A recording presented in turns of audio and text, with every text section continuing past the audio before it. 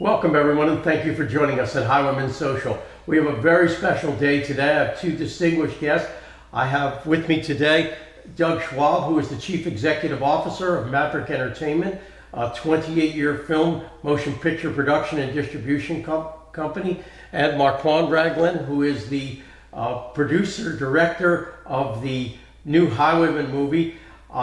Today I'd like to talk a little bit about the inspiration for the movie. So tell us a little bit about this, guys. Where do we start, Doug? Okay, well, great. Thanks for having us here today. We really appreciate the opportunity to tell the story. First off, I'm a Highwayman collector, so the story is near and dear to my heart. The history of Maverick is we've been around 28 years. We've released over 2,000 films in those 28 years. We do about 150 films a year. And we produce, when I say do, wow. We distribute about 150 films a year, and we produce approximately 50 plus films a year. So this was a story that was really, really interesting to us. And I basically have worked with hundreds and hundreds of filmmakers, and we have a lot of talented filmmakers.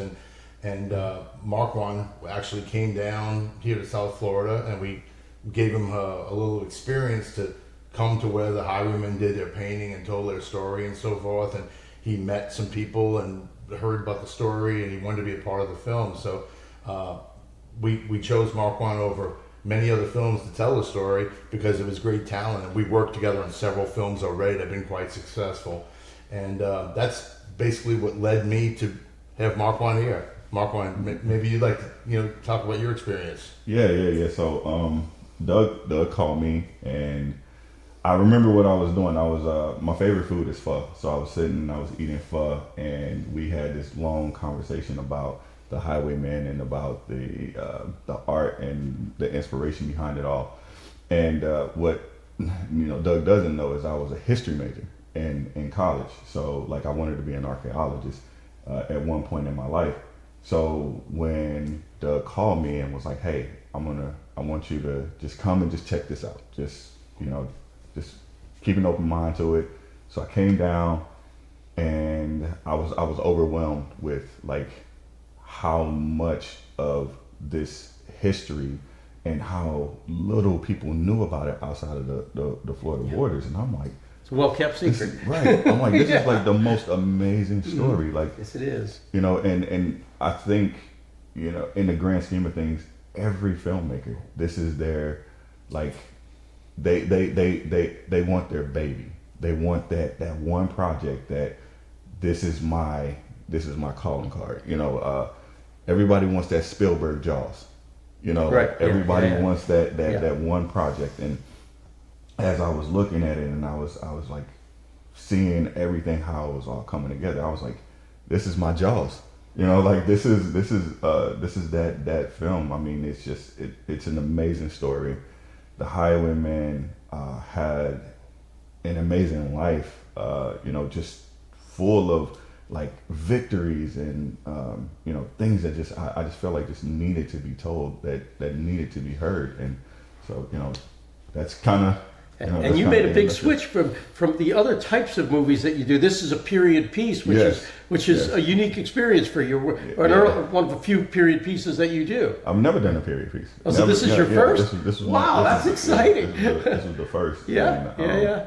So I was very nervous. I was like, man, a period piece, you got to get it right. You got to, everything about it. You got to show the time, and also you have to, be able to carry emotion with the cast, and it's so much more involved with a period piece than it is just a regular.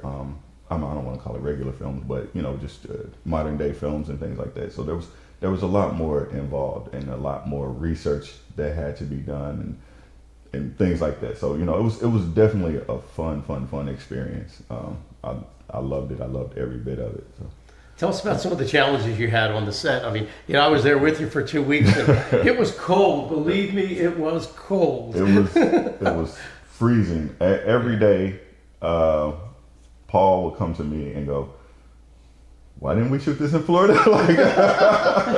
I'm not used to 5 o'clock in the morning cast calls and 23 degrees. The 23 And the yeah. actors and actresses are all in short sleeves. They're all in short sleeves. I mean, they were professional all the way through. It was just a great cast.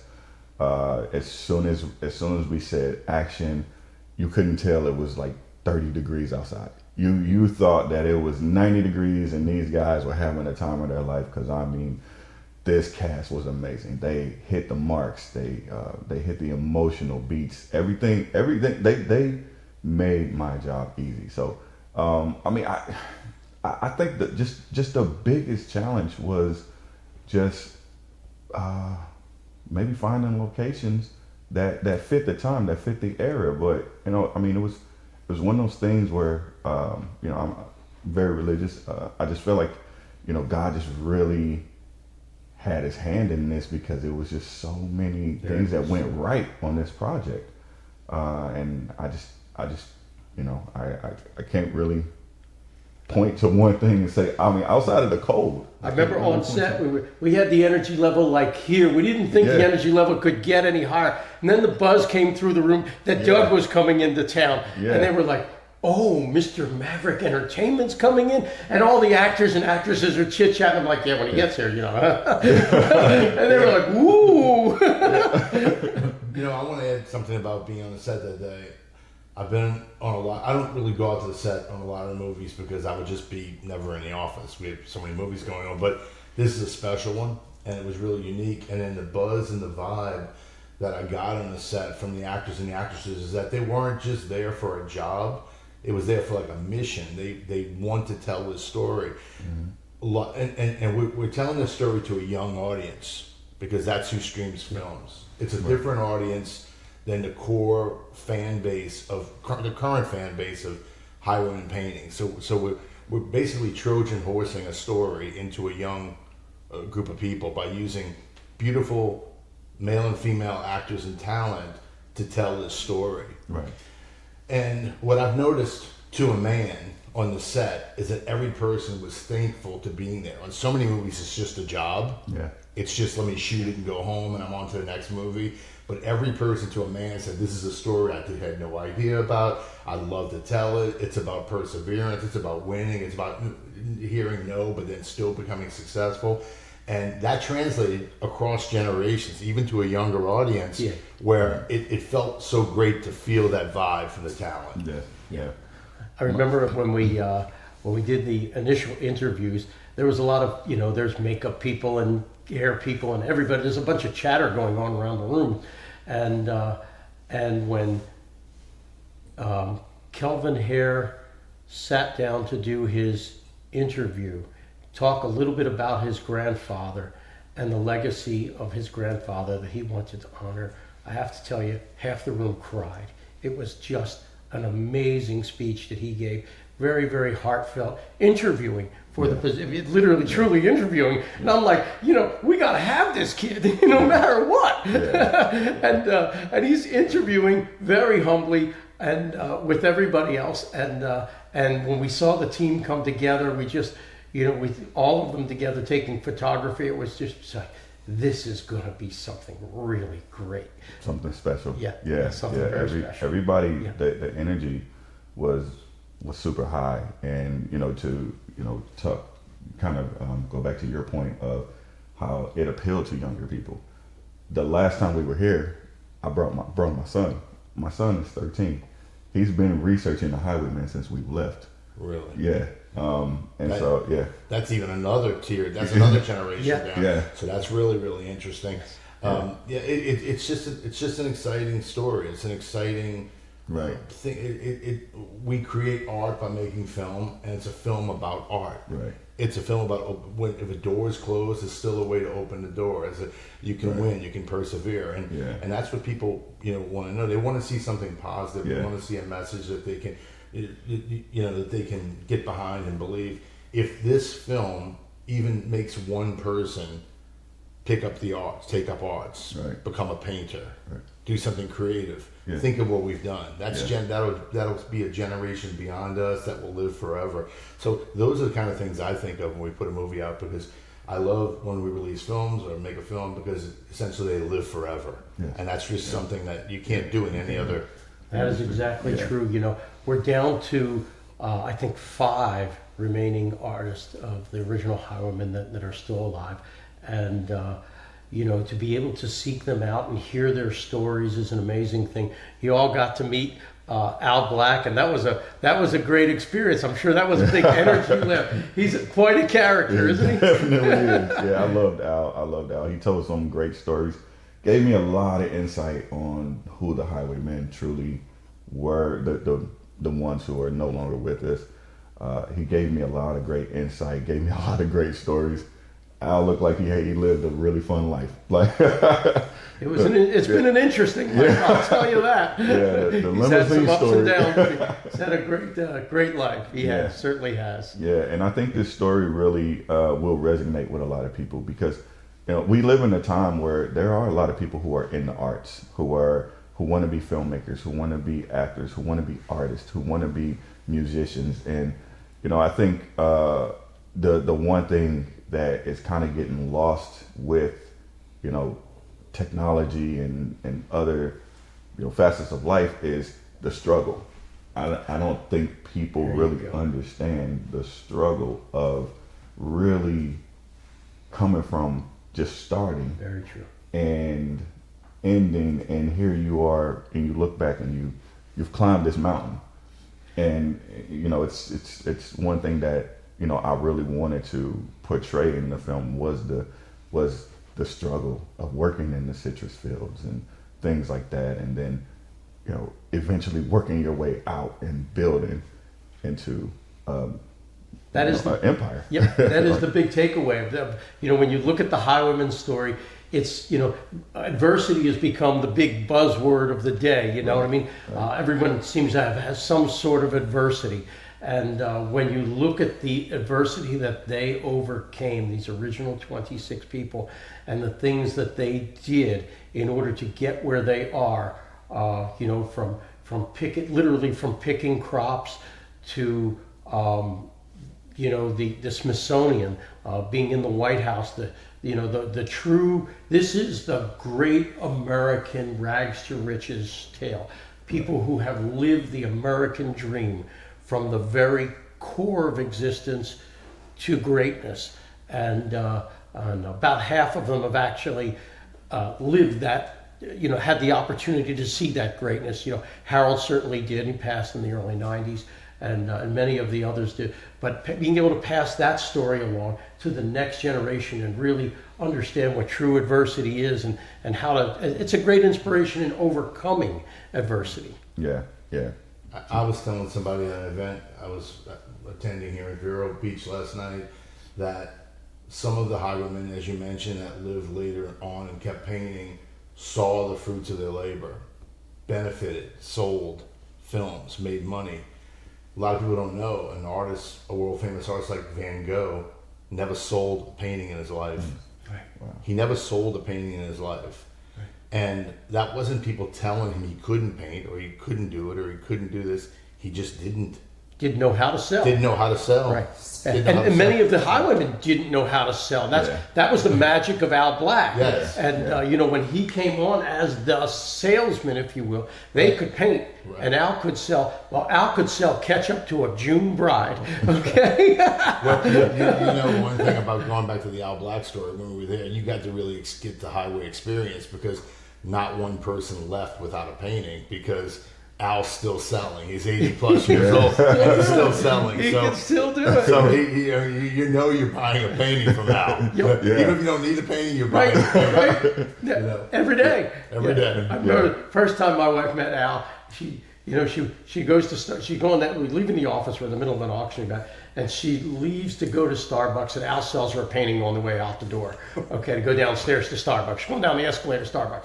He buys a painting. So she comes back up, and he wants to sell her another painting. She said, "I just bought one 7 minutes ago." You know, she's got a little chai latte with her, right? So he sells her a book instead, right? So about an hour later, the event's going on. She goes down for another latte, and she has to buy another painting in order to get past him again. Okay, she comes back up, And he says, well, I need to sell you another book. You bought one. She says, I did buy the book, but this one's got a different color on the cover. It's like a toll. Two It's colors. a toll. She says, I'm not going down for any more coffee. It's a toll to pass out. Right. Yeah, it was like a toll. Yeah, that's the way it is. That's the way it is for sure. Yep. Al is great. Al is great. I love talking to Al. Yeah. And just everybody, all you guys have been great. Doug, the Maverick team, you guys have been very supportive through the whole process. I mean, Paul, you guys, I just couldn't ask for a better support system for this project. So tell us how you started in movies. You started in the military, right? I was in the Marines. You were a Marine. Yeah. Okay. You never was a Marine. You're always Always a Marine. Yes. Okay. So you went from the United States Marines. Yes. And I teetered around with like real estate a little bit and just kind of some other things. I started in the film industry. I went to be an extra. I don't remember if you remember the show One Tree Hill. Well, I was an extra, and I thought that was the coolest thing that I'd ever experienced.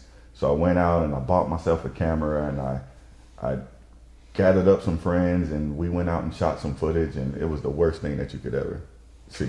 And so I'm a perfectionist, so I have to figure things out. So it took me a few years. And I was making projects, but they just weren't getting done, and they just weren't good enough for me. So I just kept doing it, kept at it. And then a good friend of mine, Nakia Hamilton, he was working with Doug, and he spoke so highly of Doug. He just kept talking about Doug, and I was like, I gotta meet this guy. So I actually emailed Doug and Erica probably like 10 times before we ever worked together. Okay. I was like, I promise you guys, I got projects coming, and they just like, okay, whenever you get it, just send it over to us. So finally, I got a project done, and I sent it over to them, and I mean, it was just. After that, we've been working together ever since. It was like history was made, and Doug is like really my real initial person that kind of like pushed me into the industry, because once we finally had a conversation with Doug, we finally went through distribution with Doug. He kind of like really opened some doors for me, and I realized like, oh man, I can actually make a career of this. So, we've been going ever since. So many people dream about making a movie or being in a movie or directing a movie. Doug, how did you get started in this? Well, crazy story is I just turned 60, and I've been in this industry since I was 15. So I haven't had a real job yet, basically. So it's great. I always heard that if you do something you love, you never work a day in your life. And that's partially true. I do work and I do love what I do, but I came from starting as a clerk in a video store, working my way up to be a manager of a video store, becoming a general manager of a video chain, and then that chain being sold to Blockbuster. And then when it was sold to Blockbuster, I was moved from Louisiana and Texas over to Florida, and I worked for Wayne Huizenga at Blockbuster. I was a buyer for all the North American stores, one of the buyers for the North American stores. And I learned a lot about data and a lot about what works, a lot about the audiences. And honestly, people at Blockbuster didn't understand the African-American genre. And I grew up in New Orleans, which was a melting pot city, and I understood it was an underserved audience. And I knew all the classic old films that were, that black audiences would resonate to and drive to and want to see. And I basically handled that genre for Blockbuster. So I had a lot of data, understood what to do. And then when Blockbuster decided to move from Florida to Texas after Wayne sold the company in 1997, I said to my boss at Blockbuster, I want to start my own company, Maverick. And they said, it probably won't work, and you're a really good buyer. If it doesn't work, you can come back and work here again. And that's all I had to hear to make it work. So I took my life savings, bought 3 movies, went into Blockbuster, resold those 3 movies at a profit, and that was my seed money to get going to buy more movies. And my first hope was to do it for a couple of years, 3 or 4 or 5 movies a year. We got up to 12 a year, and then 24 a year, then 48 a year. 60 a year. Now we do 150 movies a year. 150 movies a year. A year. So how many crews do you have out there making Well, films? like during a calendar year, we make about 50 to 60 movies. So we consider... One a week? A year. So there's probably at any time 30 active crews going. And, we have some people that just finish one, start the next one. We have other people that take a break and maybe make one a year. Then we have people that we gravitate to, like Marquand, that we do what we call tentpole titles, a movie that is different, it's unique, it's special, and we hope to shop that to the big streamers and everything else. And what's great about what we do is that we make films, but we know how to distribute them because we're a distributor. A lot of other people make movies and they have to get distribution. Our movies are definitely getting distribution because we are the distributor. And so it's kind of a reverse engineering mentality. Tell me a little about distribution. For those of us who don't know anything about, what is that magic? So you make a movie, and it's not as simple as just sell the movie. Yeah. You have to be able to make the movie, market the movie, and then how does distribution work? How does that all play? In the old days, and I'm saying the old days when you had VHS tapes and DVDs and so forth like that, distribution was more difficult because you'd have to not only believe in the movie that you're acquiring a licensing and or funding, but then after that was over, you'd have to pay to make the DVDs and the VHSs and everything else. And then anybody that didn't sell those VHSs or DVDs, they could return them to you.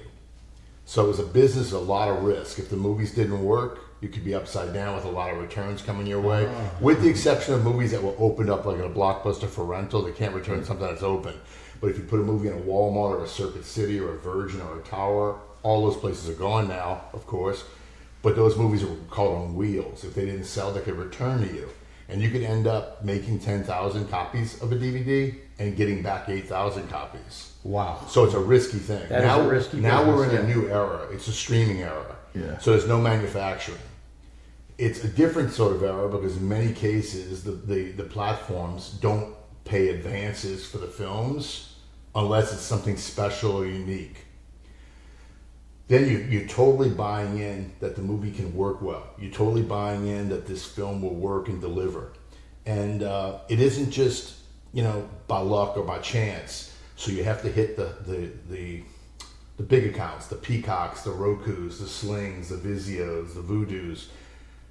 You can't just put a movie in one platform, as you know, Mark Ryan. If a movie doesn't work on one platform, it doesn't generate revenue. It's just like anything else. You have to diversify your investment and spread to a lot of the different platforms. Wow. So, when you make movies, there's so much to it. When I hear about the distribution side, it's very, very complicated. And Marquand, what you said earlier was, scouting locations. When we were on site, we were in 3 different states, locations, and challenges that you would never dream of on a daily basis. Yeah. We had one site in which the people wanted to have us evicted because they thought that the owner of the house had sold the house. So they called the building inspector because they called the building inspector. The building inspector came down and said, "You didn't have a building permit for the garage." Well, we didn't build the garage. We were just renting the facility. Yeah. And like literally every day there was one of those challenges. Yes. Yeah. So how many different sites do you think we had for this movie? Let's see, I want to say there were 12 locations or 13 locations or something like that. It was like between 13 and 15 locations. And and that's the crazy part about film is I don't think people understand like how it don't matter how much you plan. Right, you don't film it in your backyard. Right. This is there is something that is going to go wrong. I don't care how much you plan. Like the first day, the at the school. Yes. The owner was almost an hour late to open up the school.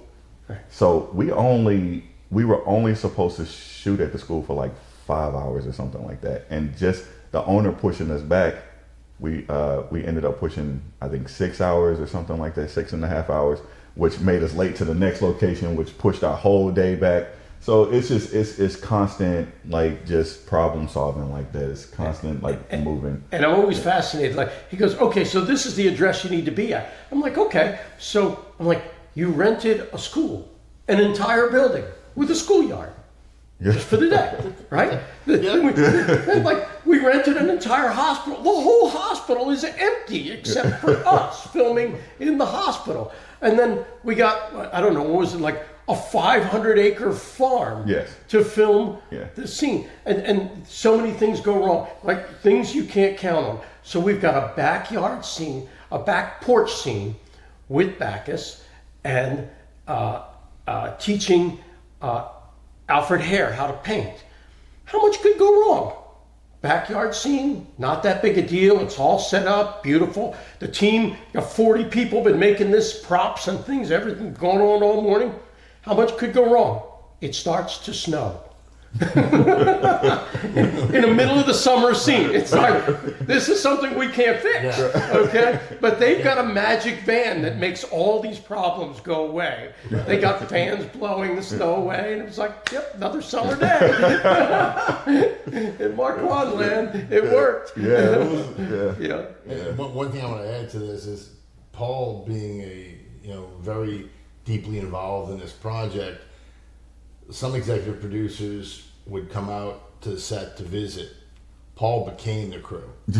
He stayed for the entire shoot. I loved every second of it. He was running errands. He was changing tires. He was doing everything. And you don't see that from a normal executive producer, do you? No. And I was like, we were like, Paul, you don't have to do that. Paul's like, no, get out of here. You got things to do. And we're like, you don't have to do that.